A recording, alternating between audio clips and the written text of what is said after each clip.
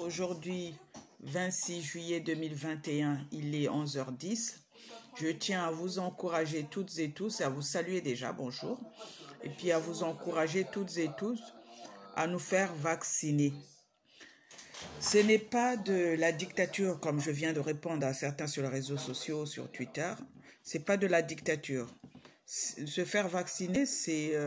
moi, je suis à la maison, je suis en convalescence ou pas, mais je me fais vacciner parce qu'aujourd'hui, je sens plus que à un autre moment le besoin de le faire, vu que ça devient une nécessité. Qu'est-ce qu'on n'a pas dit lors de la grippe H1N1? On a cru que l'État nous abandonnait. Après, il y a eu plein de doses de vaccins qui ont été achetées. Et du fait que les gens ne se sont pas fait vacciner, qu'est-ce qu'on n'a pas raconté? Que Madame Bachelot avait gaspillé de l'argent et tout. Mais il aurait fallu faire quoi à votre place? Si vous étiez à sa place, vous allez faire quoi? Si elle n'avait pas pris le soin d'acheter des doses de vaccins, on allait l'accuser de non-assistance à personne en danger.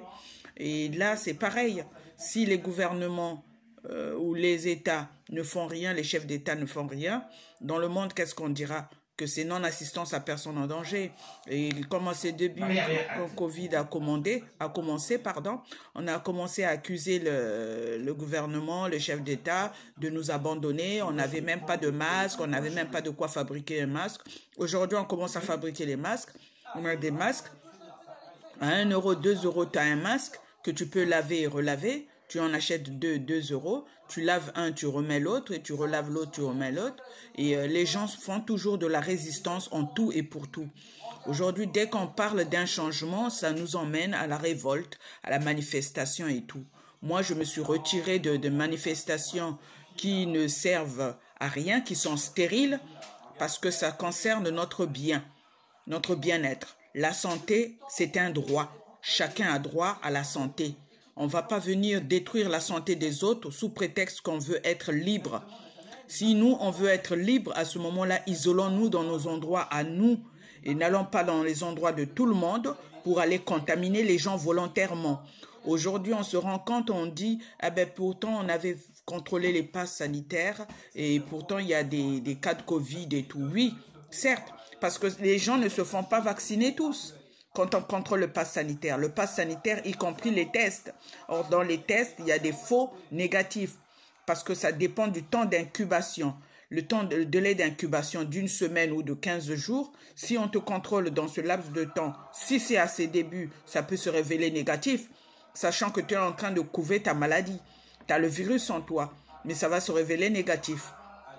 Et quelques temps après, tu vas pouvoir contaminer les gens. Puisque tu es dans le temps d'incubation, c'est dans ce temps-là que tu contamines. Donc, il faut voir tout ça. Il y a des fausses négativités qui contaminent. Et c'est pour ça qu'on se retrouve même en plein contrôle de passe sanitaire, puisque le passe sanitaire comprend bel et bien les tests PCR et antigéniques négatifs. Donc, quand c'est négatif, on te laisse passer. Mais on ne sait pas que tu es dans ton période d'incubation, que tu peux contaminer les gens. Et ça, les gens ne peuvent pas le voir, vu que le test a négativé les résultats. Donc, c'est pour ça que je vous dis la meilleure solution, c'est vaccin plus protection. Masque, lavage des mains, passage des mains au chat solution hydroalcoolique. Et puis, voilà. Donc, n'allons pas accuser tout de suite comme si on nous mettait à leur place, on fera mieux. Ça, c'est faux. On sortira de Covid, on sera dans les élections. Les élections, on votera pour quelqu'un, peu importe si c'est cette personne-là ou si c'est une autre personne. On continuera à vivre sous Covid et on continuera toujours à tenir des discours comme quoi que c'est des dictateurs, c'est des gens qui nous veulent du mal. Arrêtons de toujours être, comment dirais-je, paranoïaque. Arrêtons cette paranoïa-là de voir toujours dans l'autre celui qui nous veut du mal. De voir toujours dans l'autre celui qui nous poursuit ou celui qui veut nous exterminer. Alors que ce qu'il propose, c'est pour notre bien. N'allons pas toujours chercher. Lui, s'il expose sa vie, on ne sait jamais. Il voyage, il fait ceci, il fait cela, mais il faut que notre pays continue à tourner aussi. On ne va pas être là en stase. On ne va pas mourir. Il faut bien qu'un président nous représente au niveau étranger, au niveau international. Aujourd'hui, j'entends ceux qui critiquent parce que le président il s'est rendu en Polynésie, il s'est rendu à Tokyo, il s'est rendu... faudrait bien qu'il a été l'un des seuls braves à voyager en cette période, aller représenter, comme on dit, les chefs d'État, aller représenter les délégations au niveau international à Tokyo. C'est l'un des seuls du G7, on a bien dit.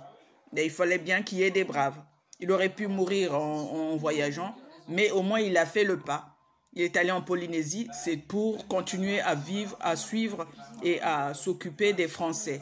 La Polynésie, elle est française, elle n'est pas américaine, elle n'est pas asiatique, elle est française. Donc elle continue, le président de la République continue à suivre les Français sur tous les lieux, dans tous les cieux, sur tous les continents.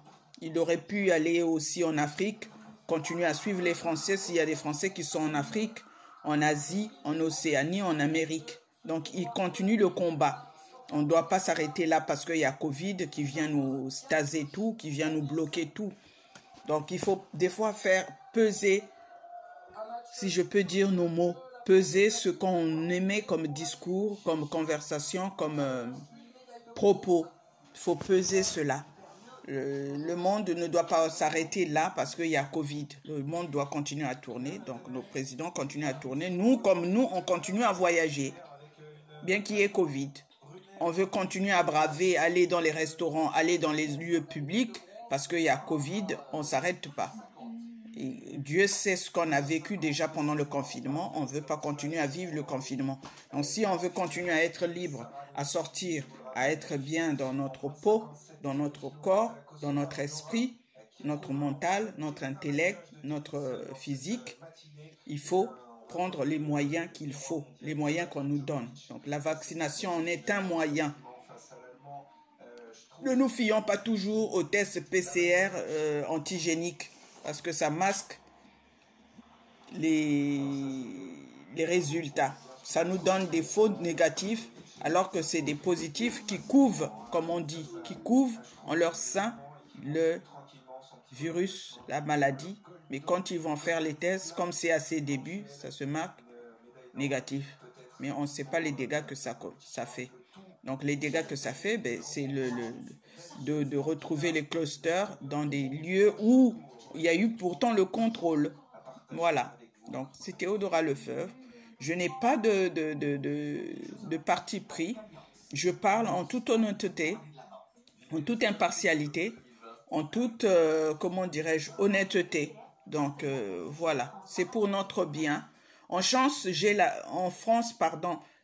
la chance de me soigner, d'être pris en charge au niveau sanitaire, au niveau social, une couverture socio-sanitaire, chose qui n'existe pas dans d'autres pays au monde.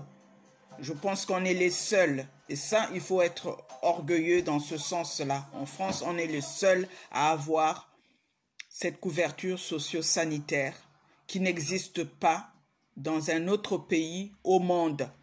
Même si on peut être dans l'Europe, c'est pas aussi bien étendu qu'en France.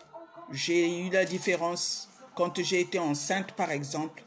Moi, j'étais pris en charge à 100% dans certains soins, dans les prescriptions. J'avais plusieurs choses.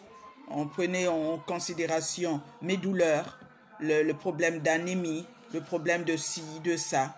Mais que parallèlement, ma cousine qui était en Angleterre, avec quoi comme prescription? Doliprane. À toutes les consultations, Doliprane, juste pour calmer la douleur. Que moi, j'avais du Spasfon, j'avais du Tardiféran, j'avais de l'acide folique. Donc, il y a une bonne prise en charge en France qu'on ne trouve pas ailleurs au monde. Et ailleurs, il y en a beaucoup qui pleurent parce qu'ils n'ont pas de sécurité sociale.